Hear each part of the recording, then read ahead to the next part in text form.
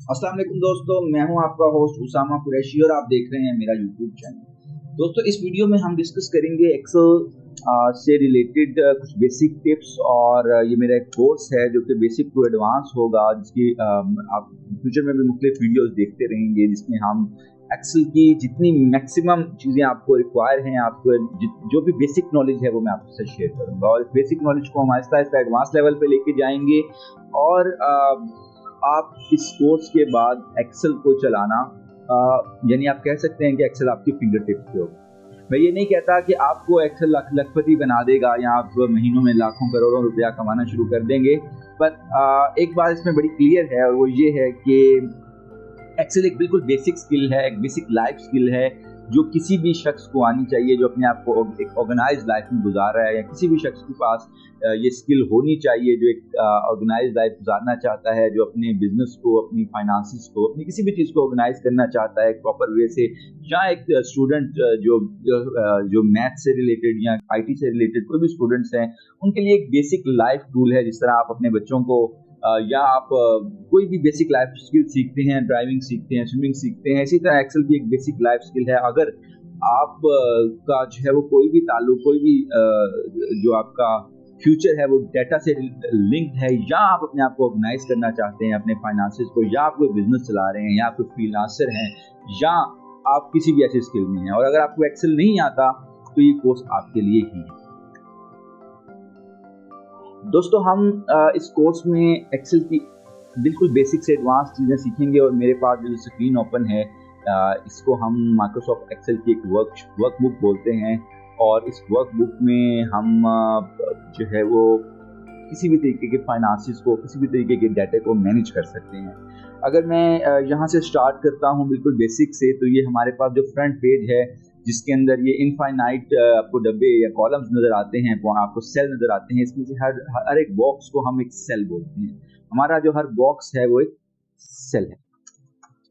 अच्छा, इस सेल का एक एड्रेस है जो कि अगर हम देखें तो ये एक सेल जो मेरे सामने मौजूद है जिसमें मैंने सिर्फ सेल लिखा है, ये सेल सी कॉलम में है। यानी तमाम की तमाम जो भी रो हैं उसको हम एक कॉलम बोलते हैं। यानी कि एक आप समझ लें कि जो स्ट्रेट लाइन है उसको हम कॉलम बोलते हैं, और जो हॉरिजेंटल ही अगर हम इसको काउंट करें।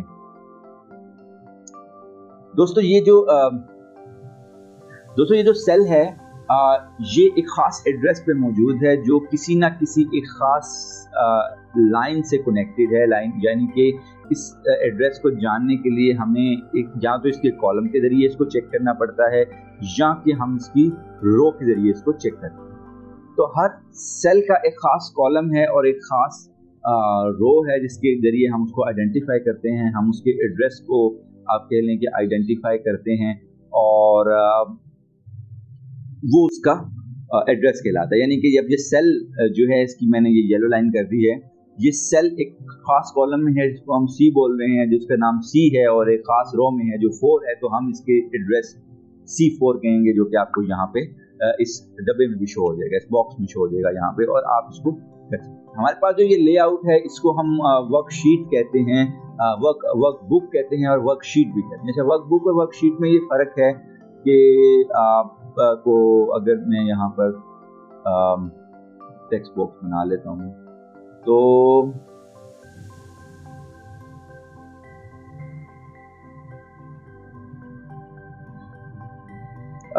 वर्कबुक एंड वर्कशीट,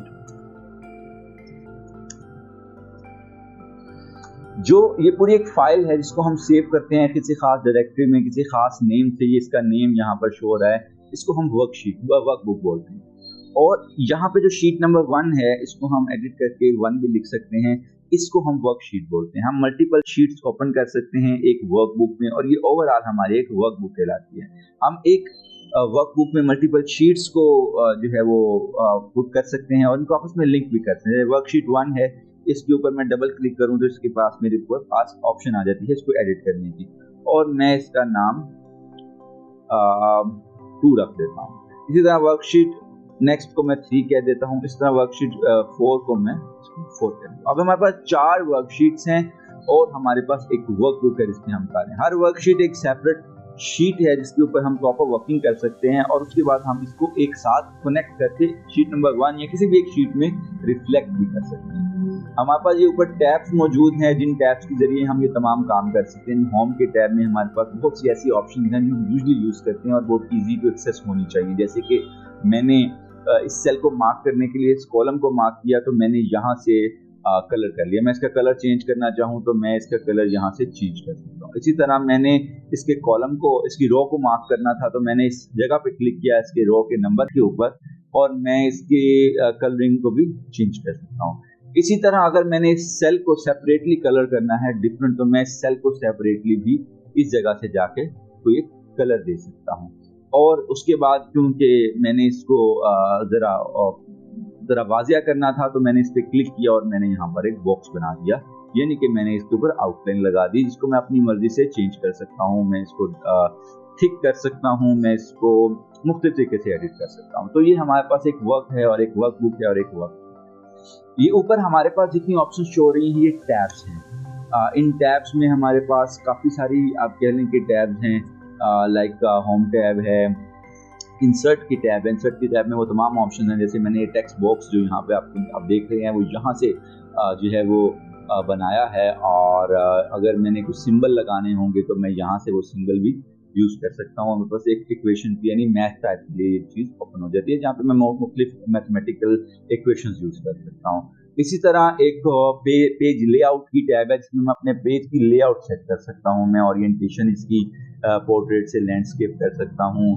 मैं कुछ पेज ब्रेक्स लगा सकता हूँ यहाँ पर, मैं कोई बैकग्राउंड इसका चेंज कर सकता हूँ या बहुत से ऐसे काम कर सकता हूँ। मैं इस डाटा वाली टैब को यूज़ करके अपने डाटा को ऑर्गेनाइज कर सकता हूँ और बहुत से काम यहाँ पर कर सकता हूँ। यानी अगर मैंने डाटा से करना है, अगर मैंने प्रीव्यू देखना है या रिव्यू देखना है तो मैं यहाँ से इस बुक की चीज़ों को रिव्यू कर सकता हूँ। जैसे सपोज करें मैंने काफ़ी सारी चीज़ें लिखी हैं और मैं इसके स्पेलिंग चेक करना चाह रहा हूँ तो मैं यहाँ पर क्लिक करके सिंगल स्पेलिंग को चेक कर सकता हूँ। इसी तरह अगर मुझे अपनी शीट को प्रोटेक्ट करना है या मुझे इसकी रेंजेस को मैनेज करना है या कुछ ट्रांसलेट करना है तो काफ़ी सारी ऑप्शन हैं जो यहाँ पर मौजूद हैं। इसी तरह व्यू के ऑप्शन में हम जूम इन जूम आउट की ऑप्शन देख सकते हैं जो कि यहाँ भी अवेलेबल है और हम इस तरीके से अपनी शीट को जूम इन जूम आउट कर सकते हैं। लाइक अगर मैंने थोड़ी सी जगह पे काम करना है तो मैं अपनी शीट को जूम इन या जूम आउट की ऑप्शन के जरिए एडजस्ट कर सकता हूँ और ये एक साइड पे भी ये चीज़ बनी हुई है।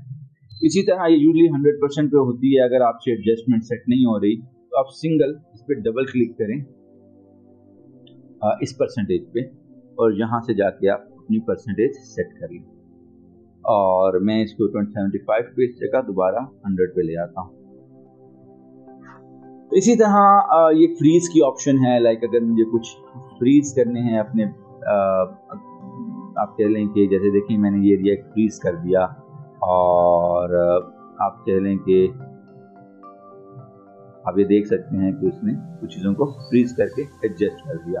ये जो मेरा एक कॉलम था ये फ्रीज हो गया। खैर मैं इसको अनफ्रीज कर देता हूँ तो हमारे पास ये अनफ्रीज आ गया। इसको दोबारा 75 से 100 ले करता हूँ ताकि आपको ईजी रहे। इसी तरह हमारे पास पेज स्प्लिट करने की बहुत सी ऑप्शन हैं जो व्यू में है, जो हम अगर व्यू को देखेंगे तो हम इसको एक डिटेल में इसको स्टडी कर लेंगे और उसके बाद हमारे पास ऑटोमेट की ऑप्शन है।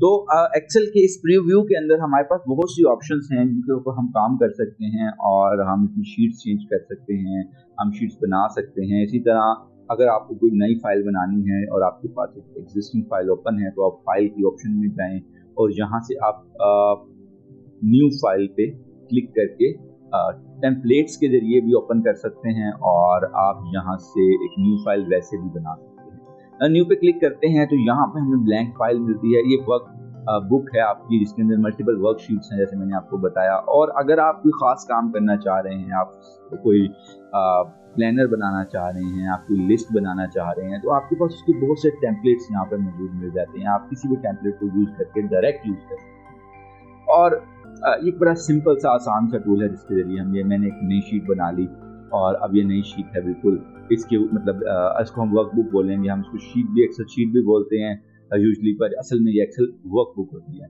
हम एक नई बुक ओपन करते हैं यहाँ से और इसके अंदर मल्टीपल शीट्स हम दोबारा से ऐड करके अपना एक काम बना सकते हैं। और इसमें आप इनफाइनाइट लाइक आपके पास कोई लिमिट नहीं है, आप जितना मर्जी डाटा ऐड करें और उसको लिंक करते जाएं तो वो लिंक होता जाएगा। जैसे मैं आपको एक मिसाल देता हूँ कि शीट 2 में मैं यहाँ पर लिखता हूँ 5 और शीट 1 में मैं जस्ट इक्वल का साइन डाल के शीट 2 पे जाके इस 5 पे क्लिक करता हूँ और एंटर मारता। अब शीट 1 पे जो 5 शो हो रहा है वो बेसिकली शीट 2 का C8 कॉलम शो हो रहा है। तो हम एक शीट से दूसरी शीट में भी चीज़ों को रिफ्लेक्ट कर सकते हैं अपनी मर्जी। मैं अपनी पुरानी वर्कबुक पे चला जाता हूँ, जिन्हें सेव नहीं करना मुझको, हम अपनी पुरानी वर्कबुक पे चले जाते हैं और यहाँ पे हम अपना काम करते हैं। इसी तरह हम एक्सेल की इन शीट्स के अंदर डाटा अपलोड कर सकते हैं, डाटा डाउनलोड कर सकते हैं और बहुत सी और ऑप्शंस यूज़ कर सकते हैं जैसे हम माइक्रोसॉफ्ट वर्ड में करते हैं। और बहुत सी एडवांस ऑप्शंस को इस्तेमाल करते हुए हम ये काम कर सकते हैं जो यूजुअली लोगों को नहीं करना आता होता। तो हम उन तमाम चीज़ों को यहाँ पर एडिट और सेट कर सकते हैं।